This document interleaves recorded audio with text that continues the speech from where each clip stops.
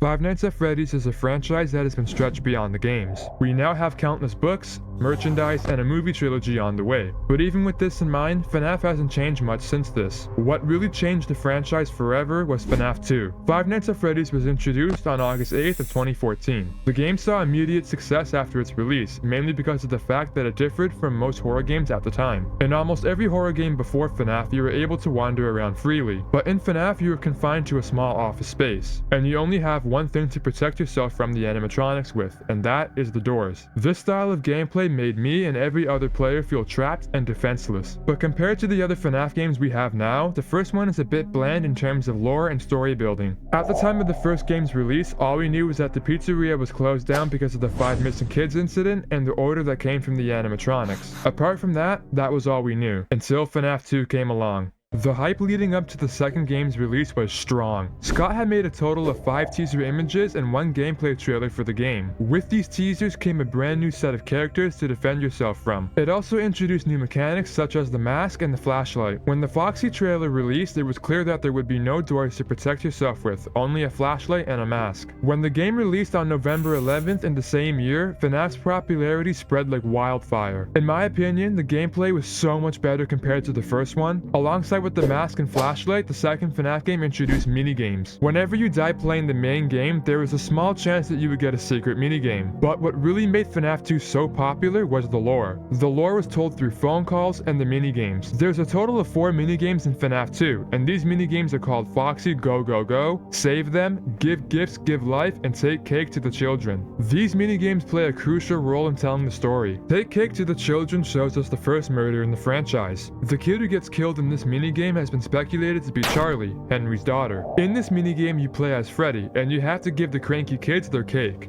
But outside the pizzeria is a small child, who seemingly has been locked out. Everything starts off fine, but then a purple car shows up, and from the car comes a purple man. The kid reacts to him and starts to cry, but then the purple man kills the child. After the murder happens, you get jump scared by the puppet. Take Cake to the Children introduces the purple guy, who later turns out to be William Afton, and the purple shade is used to represent William's evil and twisted side while he kills the kids. This minigame also tells us that the puppet was present during the events of the first murder. We know this is true because of the security puppet Easter egg in FNaF 6. In the FNaF 6 security puppet minigame, there is a child with a green wristband locked outside. This matches the Take Cake to the Children minigame in FNaF 2. Need more convincing? When you play the security puppet minigames 4 times, you will get a secret ending to the game. The kids who are inside the pizzeria lock the puppet in his box, and we see Charlie, the kid who's locked outside, disappear. When the puppet breaks free from his prison, he goes outside to try and find Charlie, and he does, but not in the way he was supposed to. The puppet finds Charlie dead by the trash cans, with tire tracks leading away from the crime scene. Now this also matches Take Cake to the Children in FNaF 2, because there's a purple car that pulls up beside the kid outside the pizzeria.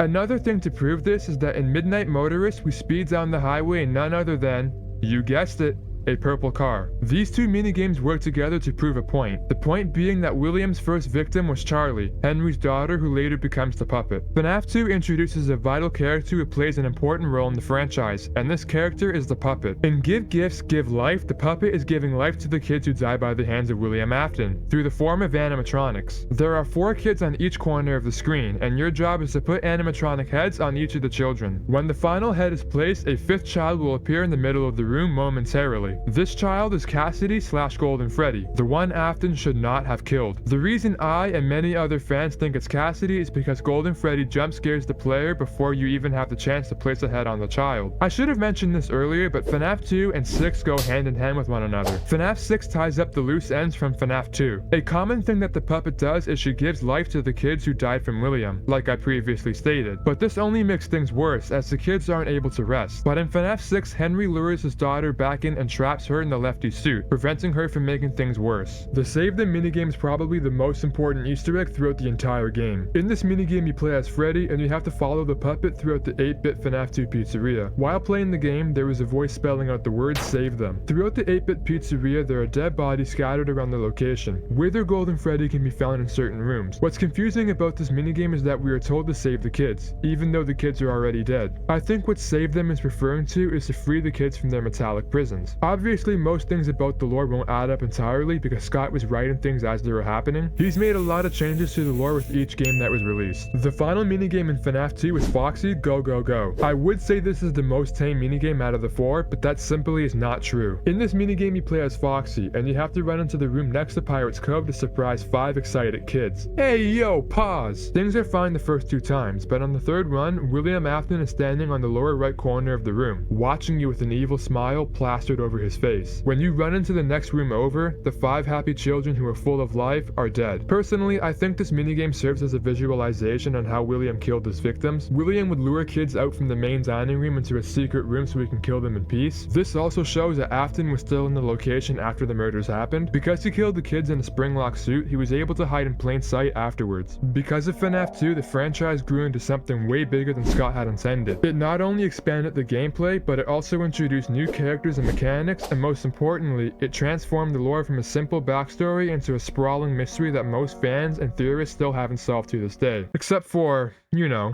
MatPat. And I also do think that FNAF will solve the lore, because I do think he's getting very close to it. But without FNAF 2, the franchise may never have become the global phenomenon it is now. It set the stage for the intricate storytelling and multi-layered narratives that have become anchor points for Five Nights at Freddy's, ensuring its place as one of the most popular and beloved horror franchises in gaming history. If you guys did enjoy today's video, make sure to leave it a big old thumbs up and subscribe if you guys are new around here. All support is greatly appreciated and it really does make my day. And make sure to turn on the post notification bell so you guys are always notified when a new video or live stream comes up by me again. Stay safe guys, stay happy, stay blessed, and I'll see you guys in the next one. Peace out everybody.